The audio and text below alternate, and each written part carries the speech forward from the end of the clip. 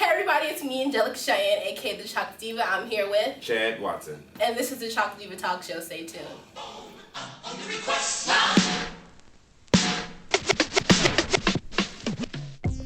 Happy Friday, everybody. It's me, Angelica Cheyenne, aka the Chocolate Diva. I am back once again after a little break. You know, your girl had to take a minute and center herself, but now I'm back with all of you again this wonderful Friday. As always, I'm bringing the hottest from the underground, from the voice of the underground, me, Angelica Cheyenne, aka the Chocolate Diva. I am here with the amazing, talented, good-looking hip-hop artist, musical theorist, and 2019 Backwoods Cigar Artist Showcase winner, repping straight out of LA, Chad Watson.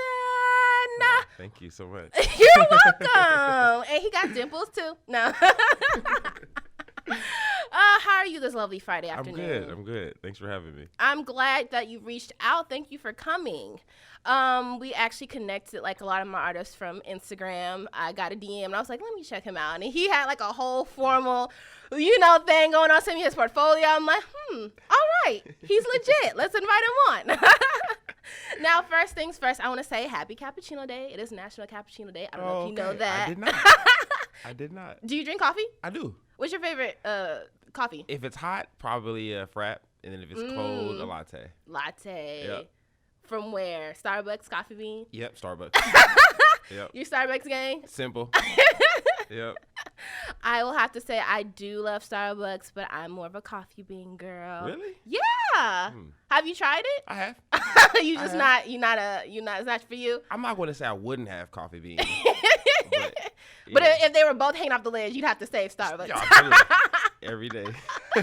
Well, now that's what's up. I just want to say that for all of y'all, if you are into coffee, there's nothing happening, but y'all should know that and pick up your latest Starbucks or Coffee Bean drink. But anyway, let's get into this Fun Fact Friday. Now, you do have a single called Chad. Well, here on the Chocolate Diva Talk Show, I like to start off with what I like to call an icebreaker, something to get the crowd just hyped about who you are and know a little bit more of the fun side, if you will. Okay. So for you, what is the most Chad thing you have ever done? That's a great question. I'm loving it. The most Chad thing I've probably ever done was probably taking my shirt off when I didn't need to. Explain. You know what? Explain. I had a performance I was nervous about. Okay. And I've been doing several shows, but I haven't done a shirtless show. The shirtless show? The shirtless show. Just a show. Okay. I feel like it's a normal thing in hip hop. To take off your shirt? To perform without a shirt. That is very true. Rick Ross's been done it. Even Rick Ross. Rick Ross, when he was still Big Ross, yeah. Perfect example. So I think it was cold that night. I think I was a little tired, maybe buzzed, right. I just did it for the sake of being a tool. And you just took it off? Took it off. Did you get objectified? In a good way. You know what? I was grateful about it. So he wanted it. No. Right. But it wasn't too much. Because, I've heard some stories with guys who it's a part of the act, like typically R&B guys, right. They get shirtless, it gets hot. And sometimes they don't like what comes with that. So for you, was it awkward or just strange or you were indifferent? Yeah, indifferent. Nothing I'm not used to. Oh, because you always take off your shirt. Funny. I got to take it off more often. I got to start being shirtless more often. Well, I will say when I went to his Instagram page, because like always I like to go to the page and, get to know just the artists, their image, and I saw a lot of shirtless pictures, and I was like, okay, all right, okay, yeah. Oh, you flatter me. Yeah. Fellas, you could also learn some things. I'm sure he got some workout regimen. He gonna plug you at the end, but let's move on. Now, I know that you attended LACES, which is the Los Angeles Center for Enriched Students. It's a magnet school, performing arts school, if you will. You're classically trained in music theory and piano. Yep. So, like, you can get down on the piano. I can. You can? Absolutely. What's the favorite thing to play on a piano? Classical music. Really? Yep. Beethoven, Mozart? Yep, both. Yep, both of those. Check you out. I might have to have you play the Mona Lisa. That's like my favorite one. You know your stuff. Yeah, I'm just getting into Bach a little bit as of lately. But anyway, so how did you get into hip hop? Because that seems like a major jump. It was. Yeah. Creating on my own, being around other artists and creatives, and no shade, but I thought people were doing it that weren't talented. So I felt like I actually went to school for it, so why not give it a shot? That's dope to hear. You hear a lot of the time singers who are trained, they go to school for it, of course musicians, but I think it's really amazing when hip-hop artists or hip-hop producers are trained as well. Because hip-hop is an art, and I think people take that very lightly, you know? It is. So why did you move into hip-hop instead of displaying your music abilities in other musical genres? I had actually done a lot of profiling. I've done actual performances where I did recitals classically. So we did end of the year recitals where you train for music and theory. So we did profile it that way, but I didn't want to be a concert pianist. Why? You know what? That's probably a very fulfilling career. I mean, not everybody can do that, but you know what? I just felt like my image embodied more than just sitting behind the piano. And I like that, like the texture and delivery from a John Legend, which is an artist musically, but it's more to actually be on stage and constructing, you know, hooks, bars, and that whole nine. You feel like it's more integrative of all of your musical abilities. Absolutely. Yep. Now, can you sing as well? I'd like to think so. I tell myself that. You want to sing like a little note? Nope. Look, I can't judge. I have a lot of talent. Singing is not one of mine. Really? No, I can't. If you sang a little bit right now, I probably would sing. If you gave a little bit, I probably would sing. Okay, I'm sorry, but he wanted me to sing to help. Okay, I'm gonna help you out. Okay, let me see. Okay. Let me see. What can I want to sing? Let's see. Don't leave. Doom. Don't leave. I got you. You gotta hop in. I cannot sing. I had you. Stay with me tonight. Right. No, you playing me. Don't play. Now I gave you the first line, so you gotta come in. Okay. All right. Yeah. You want me to do the same song or a different song? You can look. Whatever I want. Yeah. Man, you put me on the spot too. Okay. If I'm in a fool of myself, you gotta go next. I'm not trying to pressure you. I just can't stop thinking about you. You ain't even really gotta be my girlfriend. I just wanna know your name and maybe sometime we can hook up, hang out, and just chill. Yay! That deserves some clapping. I mean, it sounds good to me. I don't know about the picture, the tone, or any of that, but I know it was on hook, so we good. That'll work. You're right. So when it comes to, like you said, you thought that people in the hip-hop genre were not really doing it right enough for you. What was it that you saw that you kind of thought can be improved within the culture? I think that not enough attention is drawn to lyricism, and I think that the feeling, the turn up is more so was kind of prolific right now. So mumble rap being so transcendent, unsure why, but a lot of that I think it give rise, and again, I don't take away from any of the artists that do all that, but I just thought that hip hop is kind of you know, it's in a weird phase right now. I feel like it's in a very psychedelic experimental phase. It is. It's almost like where the 70s were like, you know, trying to find the rock wave kind of like. Right. And I think it's great, but like you said, I think lyricism is being lost and we're forgetting that is a very eccentric part of hip hop, you know? True. So for you, like, who did you derive inspiration from lyrically? Lyrically, Wayne. Always. Which Wayne? Which Carter Wayne? I would say Carter 3 was probably the most. I mean, even the Carter 5 is really good. I think from Carter 1 to 3, it's like that's that would prime. make him the GOAT. That's like it. You know, that was the GOAT phase. That was GOAT. For like sure, that for sure. 1 to 3. Fire. I mean, I think after that he was just like, I'm already the GOAT. Yeah, you can't touch. Started experimenting with other stuff. So for you, aside from developing singing abilities, when did you develop your songwriting abilities?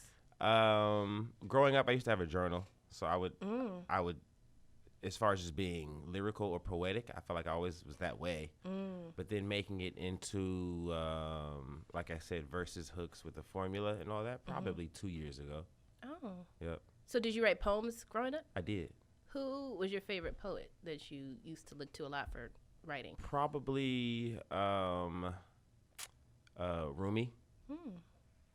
I've vaguely heard of that person, but what was Jay-Z and Beyonce's favorite poet? Yep. That already makes it better. Already. That's the cosign I need. Right. No, but I think it's really amazing when rappers or any artists really take from each artistic expression and merge it into theirs.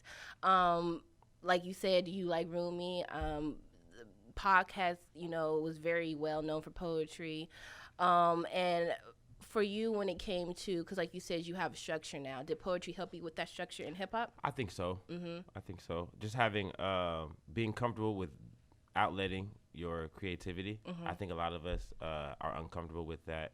There's a lot of emotions involved when you're writing.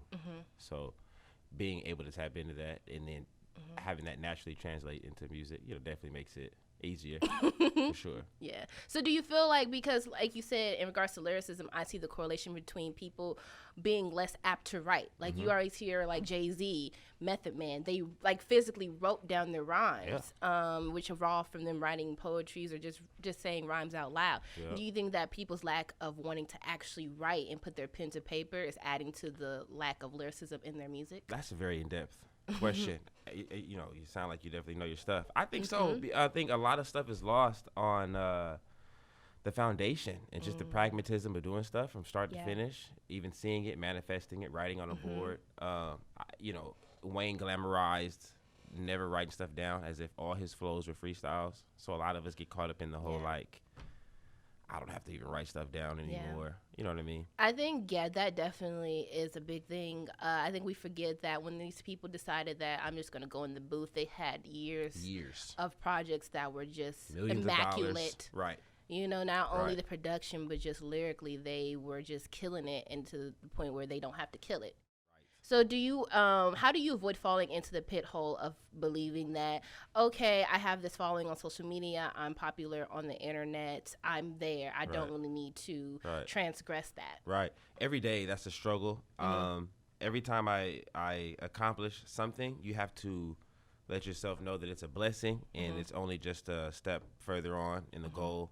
I mean, one thing I've gotten, I'm sure people have been in the game for years and have never received, and they would just be able to, okay, I've opened up for Yo Gotti, so I made it, I'm good. Right. So, you know what I mean? But you just gotta know that, like, all of this is just really a stepping stone. And I actually, be honest, I pray for humility and things of the sort, just to keep me motivated, keep my head where it should be.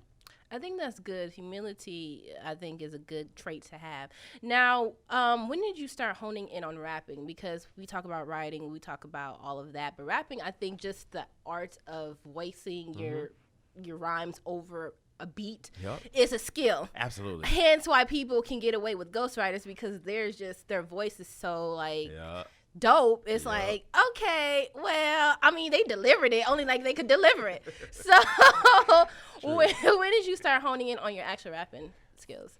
First, so seriously, 2 to 3 years ago. First time I got into a booth and was playing around with it, probably like 5-6 years ago. Really? How old are you? 20. How old am I now? Then 25. Okay. Yep. You shouldn't ask anybody your age. So I was trying to do the math. Right. Yeah, I was 25. Really? Yep. It is, and I want to speak to you because a lot of the times we talk about age in regards to women. They always tell you, get there before you age out. Right. But people don't realize in hip hop world, before I think social media, I think has helped kind of shuffle some of that. You could age out in hip hop. Easy. 25. They have all the spoof shows. It's like the older guy rapping. Yep. It's like what? For real. But some of the and when it comes to independent music, I feel like the older the better. Right. Because everybody looks at Chance the Rapper, but he's actually older than what people think. Yeah. He looks like 22. He does. But he's like almost 30, you know? And him too, I think he started really taking it seriously around his mid-20s. So how do you beat that stereotype that you have to make it in hip-hop, or you even have to be prominent in hip-hop before a certain age? That comes from being confident within yourself. Mm-hmm. A lot of our faults and our self-doubt comes from comparing our journey to other people's progress and where they were at a certain point.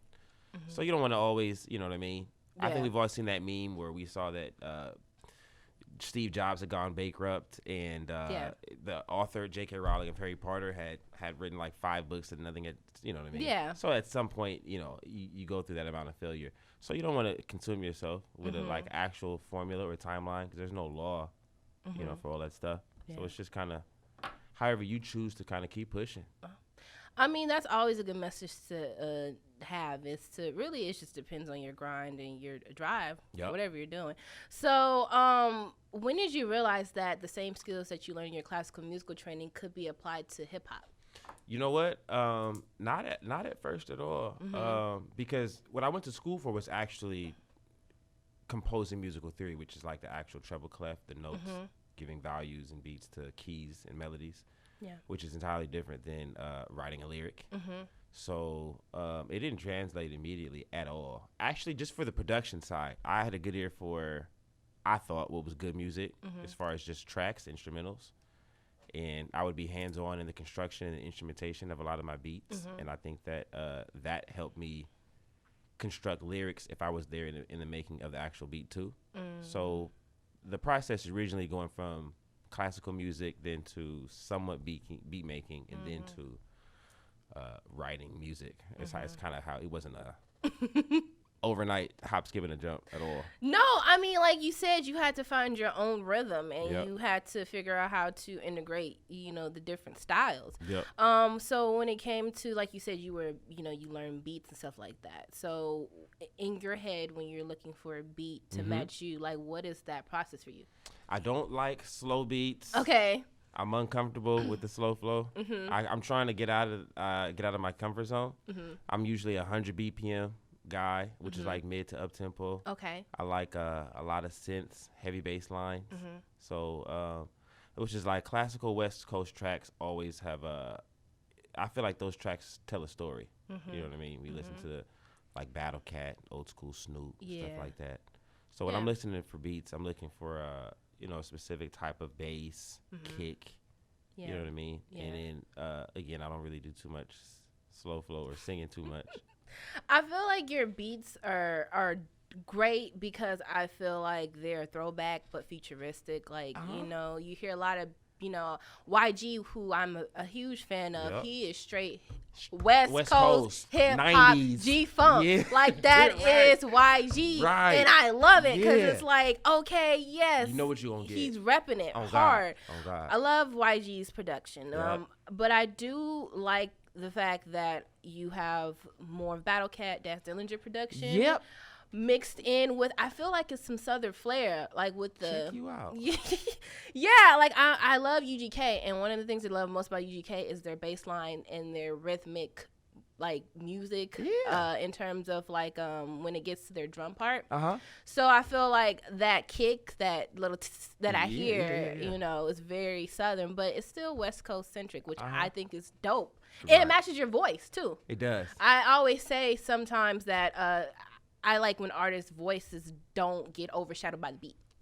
Right. So for you, like, how did you learn that? Because I feel like, you know, I think, what was the first single that you had? I think it was a while back. You had much shorter hair. The Man. The Man Right Now. The Man Right Now. Look at you. I feel like I'm impressed.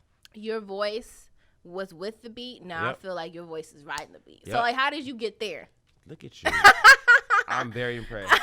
Yeah. You're actually right. When I recorded The Man Right Now, I wasn't in the same pocket. We didn't even use the same mixing engineers, all that. So now it's a totally different approach. Yeah. You're absolutely right. Because I thought The Man Right Now was, because it's a music video, I thought it was newer. So when I listened to your new stuff first, and then I always have to go back to the early stuff that they try to hide and be like, it's the depths of the internet. And I be finding it, and they be like, how do you get this? It's like, I got skills. But I love it.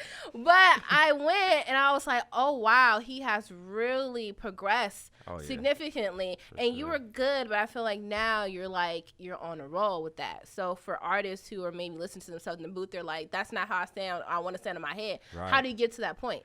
You know what? hours and hours in the booth. With any other craft, it's just honing your skill, doing it over and over. So people that put tracks out, and you can almost hear that they've this is like their first or second track. Do you like before you go in the booth? Do you actually rap your verse out loud? Yep. So you rehearse it and then you record it. Absolutely. It's a whole regimen. I gotta invite you to the studio session one day. For sure, because I always I know I was watching a documentary on Meg Thee Stallion. Her mother, rest in peace, her mother was her manager, and she said that before that she even went in the booth, she would rehearse her verse. Yep. And I had another artist who said the same thing. So I feel like when you go in the booth, listen to your music now, it's like he is on that flow is sharp. Oh, much appreciated. Thank you. So how do you? Okay, so. I'm a music, as you can tell, I love music as well. Clearly. And you are well versed because you were trained in that, in musical theory. So how do you utilize your knowledge of music theory in your production, rhymes, beats, flow, all of that? The best part about having a musical theory background is being able to speak to a maestro and not have to say you know where it goes, boom. And you have to I can say a snare or the kick in the eighth measure. Or explain to the people what a maestro is for those who are not musically inclined. So the person who's the musical director, right. the one who's engineering the instruments. So I don't have to sit up there and say when it goes this part, I can actually say this measure, this instrument, and this kick or this sound. So it's actually able to that's why they teach you theory before you can take an instrument, is because a musical teacher can't teach you anything if he can't tell you to. He can't tell you what you need to play. Play middle C, and you don't know what middle C is. You know what I mean? Yeah. So it's kind of you have to know. You already have to know instrument, synthesizer, melody, and all that, just to be able to communicate musically to a person. So sonically, it's able to I want a dub here, a mute here, a snare here, a kick, or a double L. You know what I mean? All that just makes it easier to translate when you're talking. It's like a whole other language. So is that, I think, what I'm hearing? I feel like everything is very fluent in your music. I feel like what makes a Battle Cat, what makes, a DJ Quick, what makes a Dr. Dre is the fact that they can have that ear and they can know how to fine tune their beats to the point where it's so much going on, but it's so fluent. It just sounds like dope, So do you feel like that is helping you with merging so many different sounds and so many different instrumentation in your music without having it be cluttered? I think that early on I used to mess with this producer who so he didn't have a musical background, but he was very tech savvy. Okay. So he knew the apps and using a computer to make songs. Yeah. But a lot of his stuff didn't layer correctly. A lot of clashing sounds. And just unnecessary noises, lasers and whatnot. And that comes from making tracks on a computer and not actually knowing music. So I know that the authenticity of music, it can be translated in so many different medias. Right. But knowing the actual piano, definitely always. You know what I'm saying? These musicians, like you said, they play actual piano. They do. They actually play the instruments. Dungeon Family, all classically trained. Oh, you know what I mean? So they're not just computer engineers. You know what I mean? And also, again, I think that brings it back to our digital era. You can make beats so easily or get type beats that are made. Yeah. So I think the artistry of beat making, that's what I appreciate a lot about your music. Now, you did grow up in Baldwin Hills. If you're not from the West Coast, it's near the legendary Inglewood and outside of South Central, home of dope rappers like Ice Cube, Nipsey Hussle, R.I.P., and Dom Kennedy, and plus many more. So how was it growing up in literally the hub of hip-hop? How has that motivated your musical ventures? You know what? It's a gift and a curse. Explain. Being in such a hub, it's all around you, but it also can be kind of oversaturated. Okay. So, you got people that made it selling CDs out their trunk like Nip. Yeah. And then you have people that are, just at the park because they have a CD and a mixtape. You know what I mean? No shade, no tea. It is what it is. Right. It might be fire.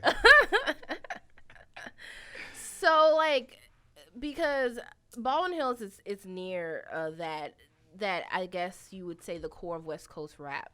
but it's still like it's literally on a hill. It is. It is. It's on a hill. So growing up there and going to, the magnet school and being classically trained, did you ever feel like you had to prove yourself? Because West Coast rap is very tough, like East Coast rap, Did you ever feel like I gotta really prove, like I got rhymes just because I'm from the hills? That don't mean nothing. Shout out to my mom. So she put me in like sports and teams and parks and stuff like that. So I never did lose that. You got a fellowship with the homies. That's important. Now, when it came to like creating your entire sound, like who were like the people that you really studied? Andre 3000, Kid Cudi. Oh, okay. Studied them very. What about Kid Cudi? I mean, Kid Cudi I think he's so amazingly underrated when it comes to accolades. Underrated. But I think he is one of the most transcendent artists of our generation. I love him. So what is about Kid Cudi that really just drew you to him? Oh man, Kid Cudi embodies the whole artist, meaning he's not always going to rap about winning or getting a girl. Lonely nights sometimes he'll talk about. And in this game, it's always about having how many girls you got, how much money you got. And Kid Cudi will deliver a song that lets you resonate. You feel it because you went through it too. Yeah. And I like what I mean? Yeah. It's not always being Mr. Perfect. No.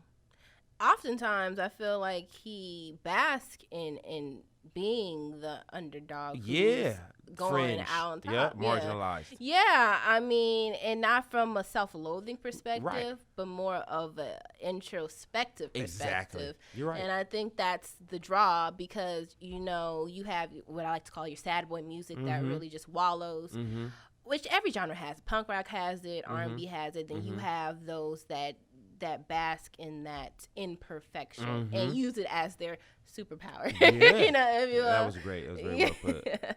So when it came to that, and I listened to one of your singles. You have a few singles. Correct me if I'm wrong, but I think it says She Don't F With Rappers. I think that's the name of the title. Yep, that is. And I listened to it, and the story it told, it was a lot different than I anticipated. It was almost like he understood and was trying to prove himself that he was different as opposed to forget her. She wasn't all that. That's exactly it. That's exactly it. So, and I feel like you're for hip hop, it's very women friendly. I think as a woman, we don't always think about that. We just want to. I mean, the flow is cool. We don't really think about the lyrics too much. But I think it's always nice when an artist, that's why I rock with Earth Gang so much. And Andre, who I think. They, even though they may have their qualms with women, they always come from a place of respect. True, which indeed. is good. So, being in South LA, which is home of the gangster rap, like we explained, how do you avoid being confined to typical West Coast sounds, or just as a West Coast artist? You know what? I think that you want to embody some West Coast traits, because I mean, anybody from here should kind of be influenced by it. Right. How can you not? You know what I mean? Right. So you don't want to shun away from it. I think the best thing about it is embodying it. And then when you become familiar enough with yourself and then your surroundings and your product, not necessarily of what your environment is, but you allow that to be your fuel and motivation. That's the best thing you can be is yourself. I think that's a beautiful message to push, and it sounds so cliche. But I think some of the best artists that I have heard or that I am drawn to are the most authentic to themselves. Yep. And I think that's a really good thing about you is you're authentic in the midst of the turn-up trap. Right. Right. It's like, I like that. You are still very like, look, I'm with that, but I'm also, this is me too. So do you consider yourself to be the Kanye West, 2005 Kanye West of the West? No pun intended. Yay. You know what? I do. Chocolate Diva, I do. In what ways? Kanye, when he first came out, was so culturally sound and was for the culture and everything about it. Yeah. I liked his style. I like his approach, and I like the fact that he didn't care who got it or didn't. Now, not so much. You know what I mean? You a little iffy on Kanye now. Yeah. Can't get away from him, but nah. But I will say, in regards to that, I asked you that because I know you're a fan of Kanye. Yeah. And Kid Cudi was a protege of Kanye. He was. And I feel like that being from out here, when I first heard you initially, I thought you were more Atlanta, Southern based, but then I listened, I was like, no, he's West Coast, I hear it. But in regards to that, Kanye West, I remember saying that when he first came out, being out of Chicago, they had, a very tough scene, and he came out with a backpack, pink polos, very skinny jeans, right. And I feel like you're doing similar in terms of, you're not wearing the chucks and the flannels, you doing your own thing, you got the Nipsey braids, but you got your own swag. So do you think that even though you're from the West Coast, you're different, and your differences is what making you stand out more here? Yep. I think that I do embody Kanye's delivery as far as like just being obscure and outside of the box a little bit.